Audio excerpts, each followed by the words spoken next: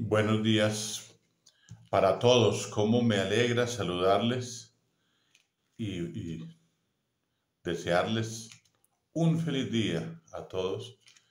Y bueno, una feliz concentración también para estas lecciones 17 y 18 de este curso superior de religión.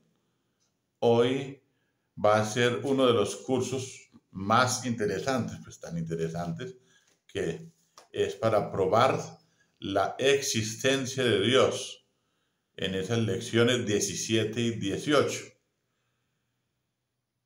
Qué bueno tener esos argumentos, qué bueno tener esa forma de uno poderse defender acerca de esas preguntas que se suelen hacer siempre sobre la existencia de Dios. Vamos a iniciar pues esta lección de hoy de la siguiente manera, orando. En el nombre del Padre, y del Hijo, y del Espíritu Santo. Amén.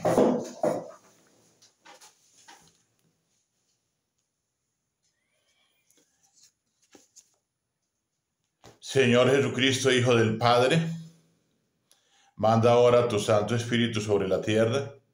Haz que el Espíritu Santo habite en el corazón de todos los pueblos, para que sean preservados de la corrupción, de las calamidades y de la guerra. Que la Señora de todos los pueblos, que un día era María, sea nuestra abogada. Amén.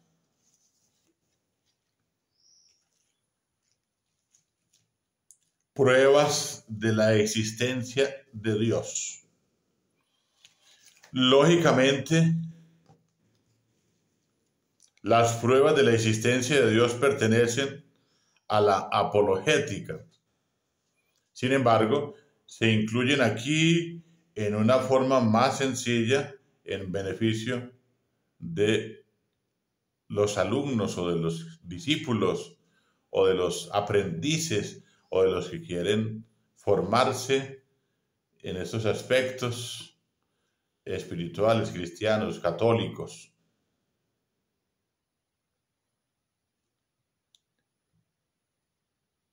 Prueba 1. Por la existencia del mundo. Las pruebas de la existencia de Dios. Iniciamos esa primera premisa o esa primera explicación o esa primera prueba de la existencia de Dios a través del mundo. Enunciado. El mundo exige una causa de sí, a la que llamamos Dios. Lo probamos por el principio de causalidad. Este principio se anuncia así: no hay efecto sin causa, o bien, todo ser que comienza a existir tiene una causa de sí. Ese principio no se puede probar porque es evidente, pero sí se puede explicar con un ejemplo. No podemos admitir que un edificio o un vestido se hayan hecho a sí mismos. Nos reiríamos de quien nos dijera que aparecieron de buenas a primeras sin intervención de un arquitecto o un sastre. Pues bien, el mundo es un efecto 1000 veces más complicado que un vestido o un edificio. Luego no podemos admitir que haya aparecido sin que un ser le diera existencia.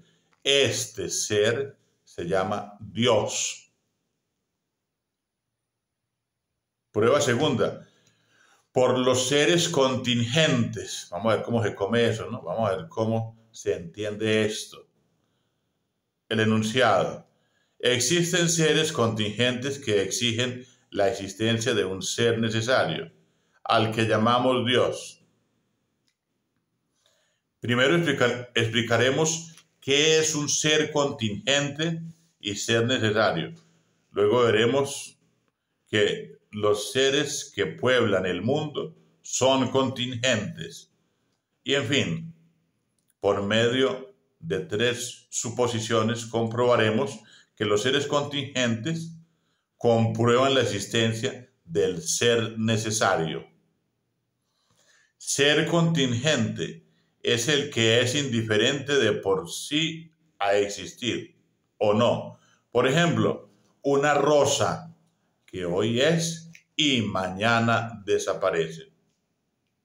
Ser necesario es el que no puede no existir porque lleva en sí la razón de su existencia. Ser necesario, no hay sino uno, que es Dios. Los seres que pueblan el mundo son contingentes. La experiencia nos enseña que aparecen, duran un poco y luego desaparecen. Los seres contingentes aparecen de 2 maneras. O de otro ser igual a ellos, por ejemplo, un árbol da nacimiento a otro árbol, un animal a otro animal, o de la reunión de los elementos que los componen. El agua se produce por la combinación del hidrógeno con el oxígeno. La piedra aparece por agregación de las partículas que la integran, o por creación, como nuestra alma. Para explicar la existencia o aparición de los seres contingentes, pueden hacerse 3 hipótesis. A. Proceden de la nada. B. Proceden de unos de otros en serie infinita. C.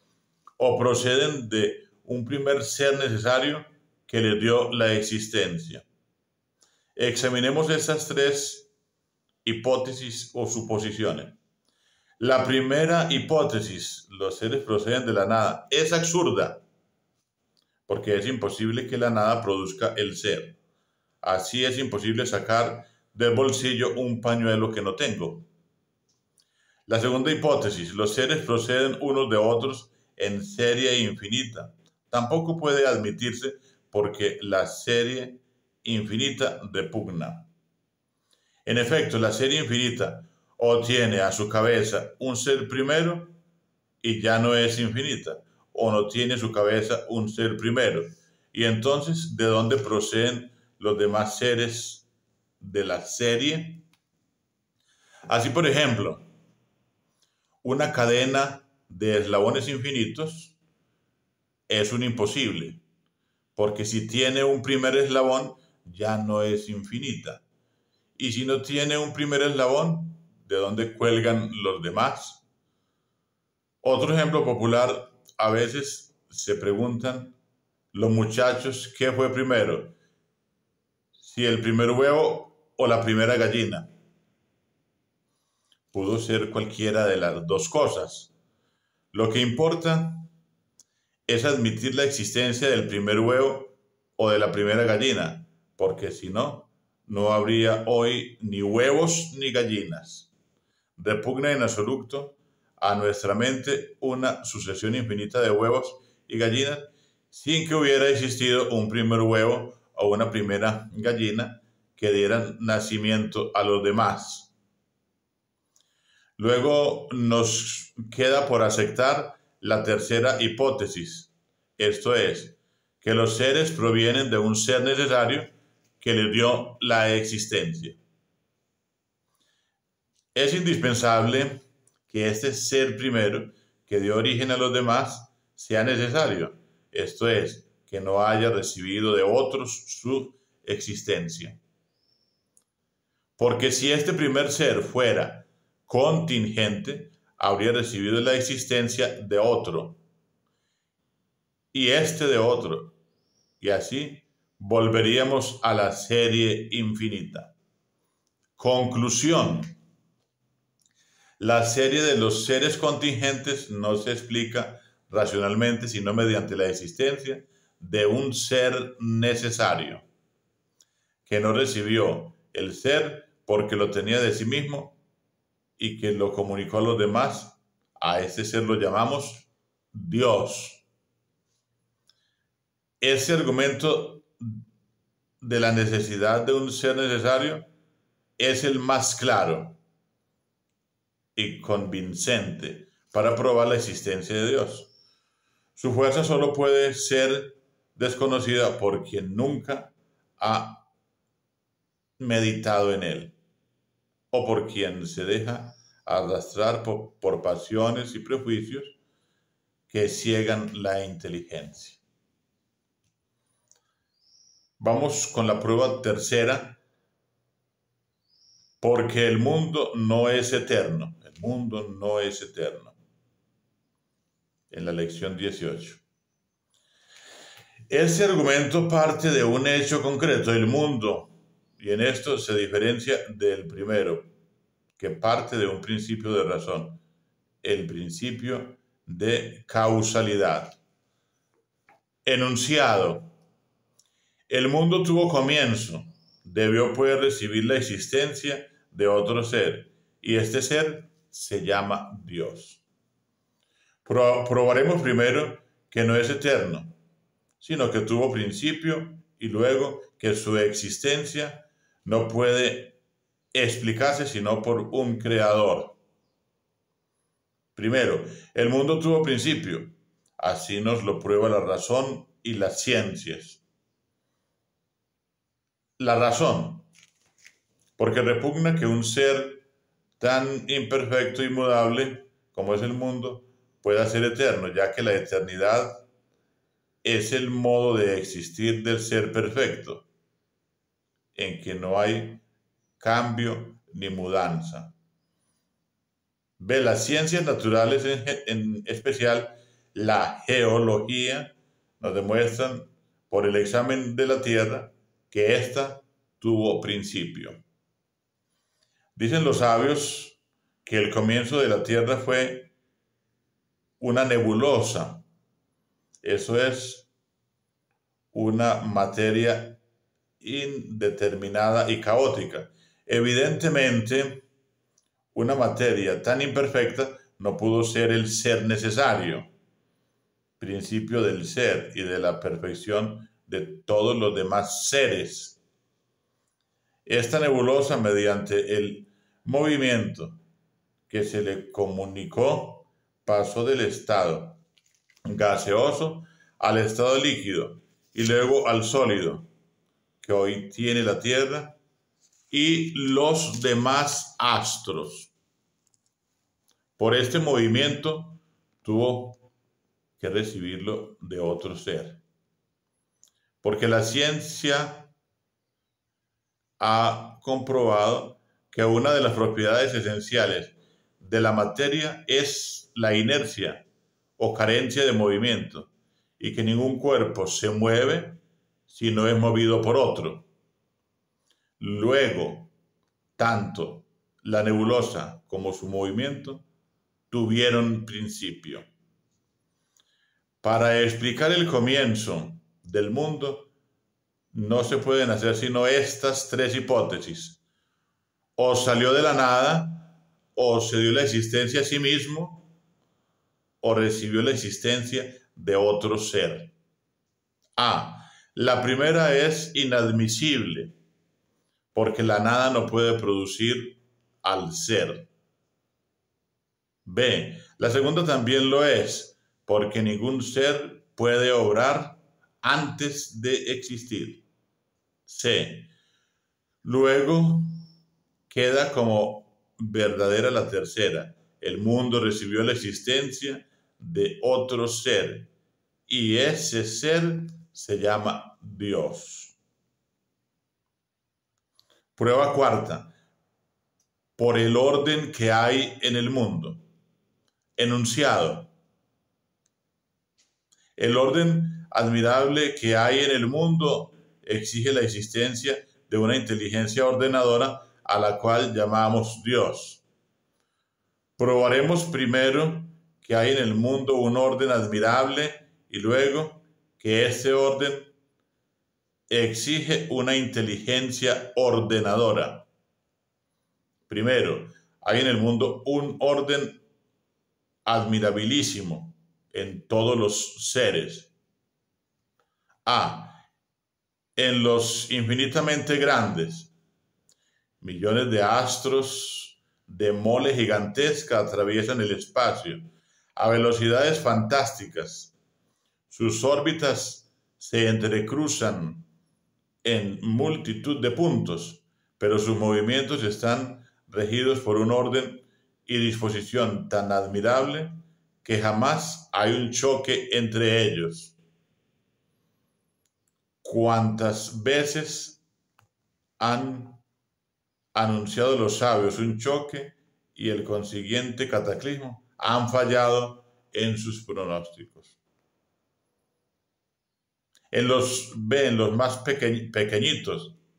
Así la planta más humilde tiene órganos complicados y diferentes para cada función: nutrición, respiración, circulación, reproducción, etc. Todos ellos conspiran a un fin preciso y determinado: la conservación del individuo y de la especie. Este orden supone una inteligencia ordenadora. En efecto, solo una inteligencia puede disponer convenientemente los medios apropiados para la consecución de un fin, en lo cual precisamente consiste el orden. El mundo ha sido hecho con inteligencia, luego por una inteligencia, escribe un autor. Es un absurdo atribuir al azar y a la casualidad del orden maravilloso del mundo, porque así como lo que caracteriza a la inteligencia es el orden, así lo que caracteriza al azar es el desorden. Obrar al azar es como quien dice obrar ciegamente, o tonto, o a locas, sin el conocimiento de los medios y sin la acertada disposición de ellos para alcanzar el fin que uno se propone. Pretender que el orden prodigioso del mundo es la obra ciega y caprichosa del azar es un absurdo y una ridiculez. Sería ridículo pretender que al tirar al azar las 12 letras de la palabra inteligencia cayeran todas en línea recta y en el orden debido para la formación de la palabra. Mayor absurdo pretender que eso sucediera cada vez que se tiran, pero el absurdo llegaría a su colmo si se pretendiera explicar de una manera el orden de los millones de letras que componen este libro, sin que hubiera intervenido en lo mínimo la mano y la inteligencia ordenadora del tipógrafo. Pues bien, mucho más absurdo es admirar que el mundo se hizo al acaso, porque el orden que hay en él es inmensamente más complicado que el de un libro, y un orden que en millones de siglos no ha fallado una sola vez. Conclusión: el orden admirabilísimo que hay en el mundo prueba la existencia de una inteligencia ordenadora a quien llamamos Dios. Cómo me alegra, pues, llevarlos a ustedes también, como mismo me he admirado hoy de esta lección o de estas lecciones tan importantísimas, probando la existencia de Dios. Bueno, ustedes ya tienen argumentos necesarios ahí. Miren, vuelvan a mirar, escuchen, vuelvan a escuchar y tendrán los argumentos necesarios para dar a conocer la existencia de Dios. Dios los bendiga en el nombre del Padre y del Hijo y del Espíritu Santo. Que tengan un feliz día, que aprovechen al máximo esos 20 minuticos. Gloria al Padre y al Hijo y al Espíritu Santo, como era en el principio, ahora y siempre, por los siglos de los siglos. Amén.